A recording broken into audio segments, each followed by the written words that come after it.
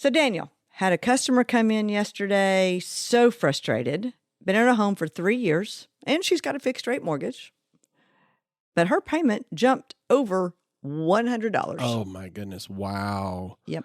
That is the dreaded escrow surprise. Boo for that. It's probably the single most common phone call that we get. Yep. And she said, I thought a fixed rate mortgage meant my payment was locked in until that house was paid off. And she's not wrong. She felt like we as a bank had just randomly decided to charge her more. Like, that's not how that works, but let's talk about that. But you know, it's so easy to see why she would feel that way. To the average homeowner, that monthly bill just says mortgage payment. It doesn't break down all the moving parts that go on underneath. And there's always moving parts. And it's like a car payment, you know, where your insurance and the gas are suddenly added in without any warning. So today we're going to demystify the escrow account. We're going to explain why your payment can change even when your interest rate is locked in. And more importantly, how you can stay ahead of those adjustments so you aren't caught off guard.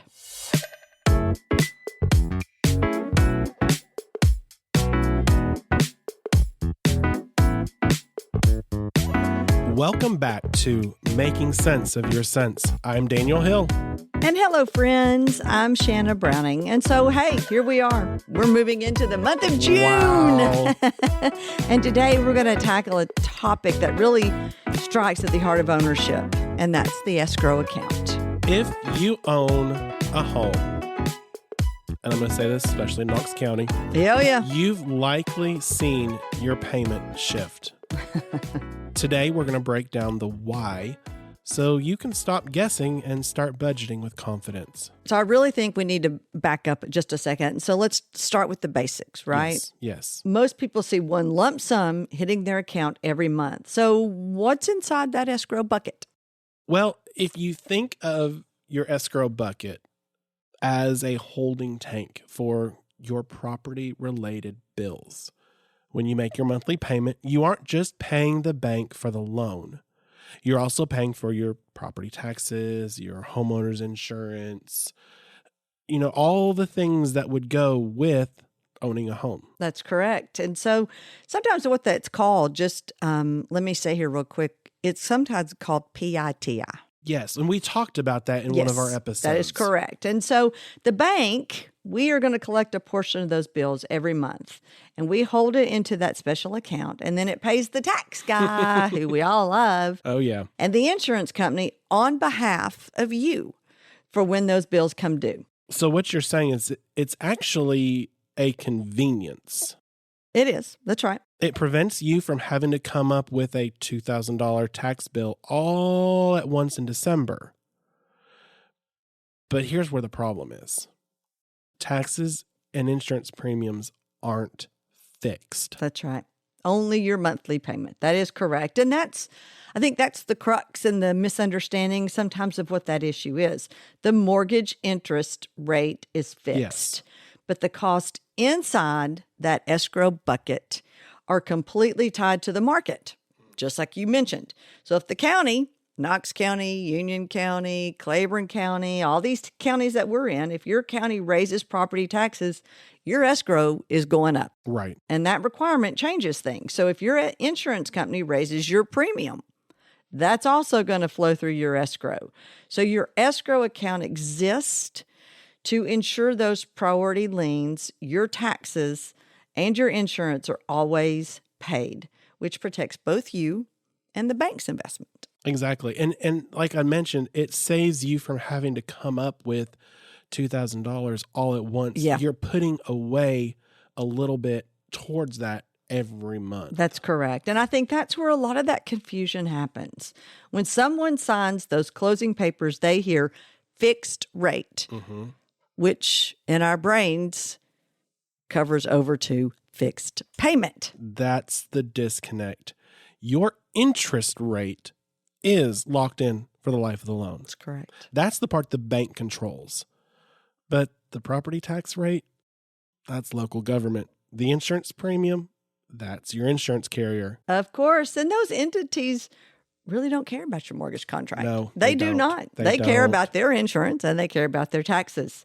So if the cost of the building materials goes up, your homeowner's insurance policy is going to likely increase because it's the replacement cost of your home. Right.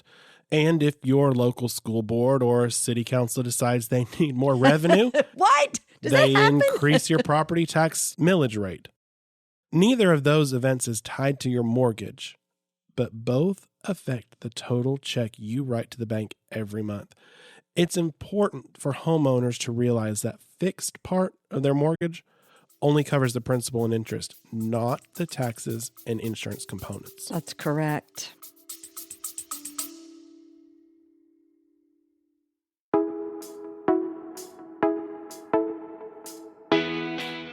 Hey everyone, Daniel Hill here with a quick question for you. Is your most sensitive financial information sitting in an unsecured metal box on the street right now? Paper statements are one of the primary targets for identity thieves and mail fraud. When you make the switch to e-statements, you're moving your data out of the mailbox and into our high-security digital vault. It's significantly safer, and it's a whole lot faster. You'll get an email the second your statement is ready without having to wait days for the mail carrier to arrive at your house. Plus, you can finally say goodbye to those shoeboxes of paper and filing cabinets taking up space. We keep your statements archived and accessible right in the app whenever you need them. Whether you're hunting for a record during tax season or providing documentation for a new loan. It takes less than 2 minutes to enroll through our mobile app or online banking portal.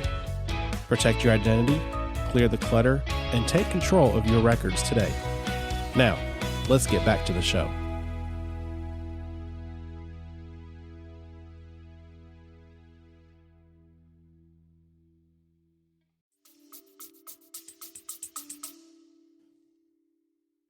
So let's walk through the life of a payment. Okay. If I pay $1,500 a month, how much of that is working for me behind the scenes? I need to know. That is a great question. Every time that check hits our desk, the system automatically splits it. A portion goes to interest, a portion to principal, and a portion goes into your escrow sub-account. It sits there accruing until the county or your insurance company sends the bill. Which typically is once a year, right? So, and then the annual escrow analysis happens. This is the audit we perform. We look at the actual bills that we paid for you last year and we compare them to what we estimated we would pay.